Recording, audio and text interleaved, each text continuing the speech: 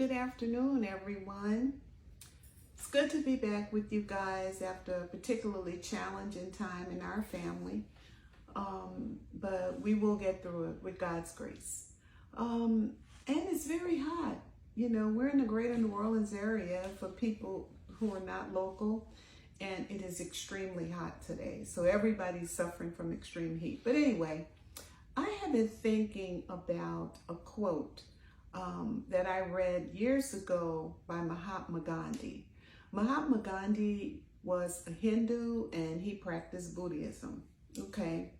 But he was also instrumental in nonviolent change in his country. Well, here's why I was interested. Because I read he once said, "I would have become a Christian had it not been for the Christians." Wow. So I thought about that. So in preparing this talk, and I told you guys this before, I really feel like the things I say is because God has impressed upon me that I need to say it. So I'm going to say it.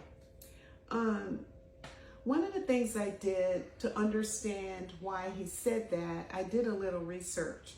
And I went to a periodical called Biography on a digital periodical.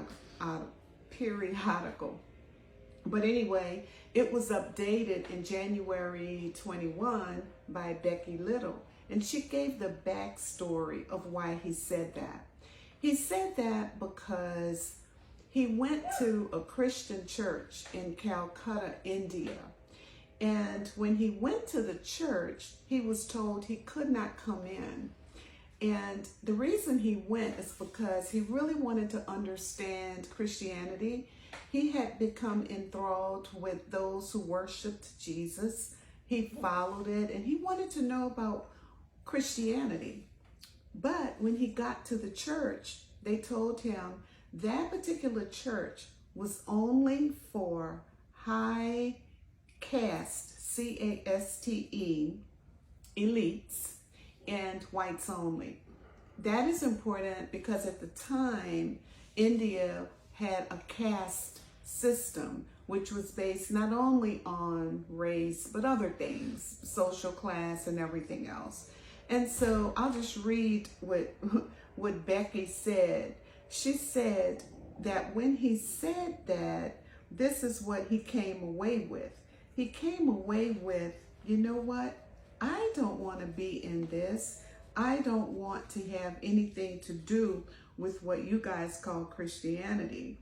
He said because with this act, Gandhi rejected the Christian faith, never again to consider the claims of Christ. And that is why he said, I would have become a Christian had it not been for the Christians.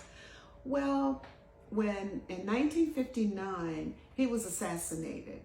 And Dr. Martin Luther King was 19 at the time, and he took up that. He went, as a matter of fact, he traveled to India because he wanted to understand the whole thing about nonviolence and what that meant. So when he went over there, he kind of looked at what was going on with the nonviolent movement in India, and he decided that he was going to do the movement here in the United States based upon that. Okay. The reason I've been into that is because one of the things I realized, and you guys know this, human beings are flawed as a consequence or a byproduct of birth. That is just it. As humans, we make decisions. God has given us free will, and there are things we do that would be antithetical to the precepts and laws and concepts that we as Christians follow from Jesus Christ. Even Psalms would say this. David said, I was born in sin, shapen in iniquity. But what I thought about is this, and that is why I always think about telling you guys or imploring you to do your own self-introspection. Who are you really? Do you walk a certain way where people see you and they know who you are, by your values, by the integrity, by your character. I can remember there was another homeless group, Greg and I, my husband, and I adopted for a while, took them to church, and they were looked upon with such disdain. It was incredible. As a matter of fact, one of the ladies in the church said, "Here's a bag of clothes. She would appreciate it. I would never wear this." So I took the clothes from her and said, "Thank you," and I put them in the garbage can. Why would I give it to her? Because you looked down upon her because she was homeless. I remember reading, Mother Teresa said something, and it was from a priest, but I remember reading, said something like, "Why do we give foods which have expired to those less fortunate than us? Why do we give things that we don't want and we don't treasure to those who are homeless, the people we pass all the time?" What is our lifestyle evangelism? What does it look like as a Christian?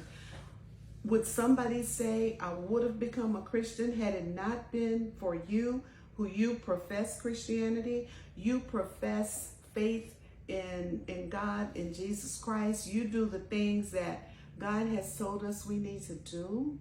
Do you follow the Beatitudes? What do you look like to other people?" My friend told me this morning that I don't have to title myself. Other people will title me. And that is such a true statement. It's true. Because I've said before, these videos are not to give advice. They're not to become evangelical in the sense of I'm not an evangelist type thing. Therefore, thinking about it, introspection, who are you? And determining that you're going to be someone who someone will look at and say, "I'd like to know more about you. I'd like to be in conversation with you because I like what I see." So I went back to my own book. I read it all the time, guys. This is it. Thoughts to Ponder, Understanding Who You Are, Discovering Your Authentic Self. And I looked at what I wrote under camouflage. And one of the things I said is this: falling prey to the categorization of others results in presenting oneself as a masquerade than a genuine representation. When I do metamorphosis and camouflage with students, I always ask them the question, what is the difference between camouflage and metamorphosis? What I want them to say is that when you camouflage, and think about this as you, your person, when you camouflage, that means you hide for a given time and then you go back to your original state. But when it's metamorphosis, it's a complete change. It's a complete transformation. That is what we should do. Like I said before, human beings, we come to this earth flawed. Why? Because we come as a consequence of birth. That is what it is. But every day, each day, God gives us an opportunity, as long as we live, to start to change, to become someone who's kind, who's empathetic, who's sympathetic, who extends love to others, and to be an encourager and things like that. So I just wanted to say that to you guys today. I pray that you're having a wonderful day. It is hot wherever you live. Make sure you stay safe, stay hydrated, get water, and I hope to see you soon. And the other thing is, I do appreciate all the comments I get, because a lot of times you're not writing it down, but when you see me, you tell me. And that does not get lost on me. I appreciate it so much. So I want you guys to have a blessed day, and I'll see you again soon.